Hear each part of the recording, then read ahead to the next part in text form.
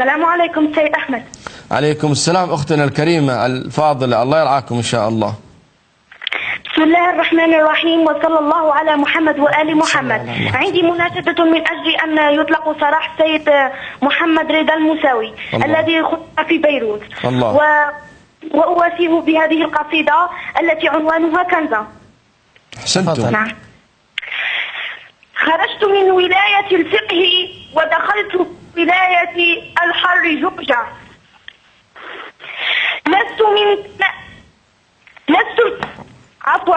خرجت من ولاية الفقيه ودخلت في ولاية الحر جعجع. لست من 8 آذار بل من 14 مرجع. الله. لست من حزب الجنوب بل من حزب الحرير المشرع. وجدت الدفيء عند الراعي بحين يغني الراعي في المربع. الله. كرهت وجوه الشر لما صادرت وجوه شر الدين والمربع. الله. سأمد الود اليمين وأبصق على يساري يخدع. وأطلق قضية فلسطين وأترك غزة لإسرائيل ترضع. وأعتذر من بني سعود وأصوم لأجلهم وأركع. ما شاء الله. وأمشي على خطى العرب وأخلع الفارسية من المصدر. الله. غدرا كنزة سأبكي عند ضريح كنزة ومنها أشفع. فيا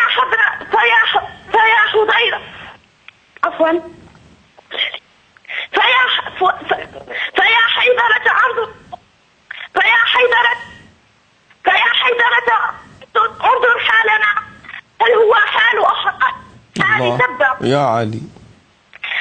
حزب الله يخطف أبناءها ويبصق بوجوههم ويصفع.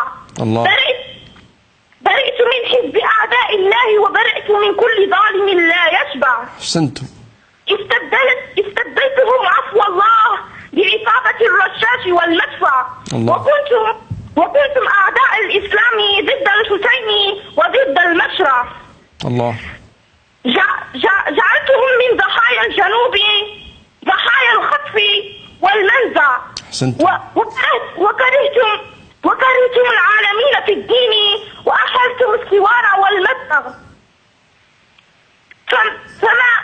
فمهما أبكيتم العيون ستبكيكم الأيام وتبدأ. أحسنتم. على خطى ليلين مشيتم لا على خطى على الأبزغ. والسلام عليكم ورحمة الله وبركاته. وعليكم السلام ورحمة الله تعالى وبركاته. جزيتم خيرا وأجدتم ما شاء الله. حقيقة قصيدة رائعة وفي محلها، وصفتم ما هم فيه. أحسنتم. إن شاء الله.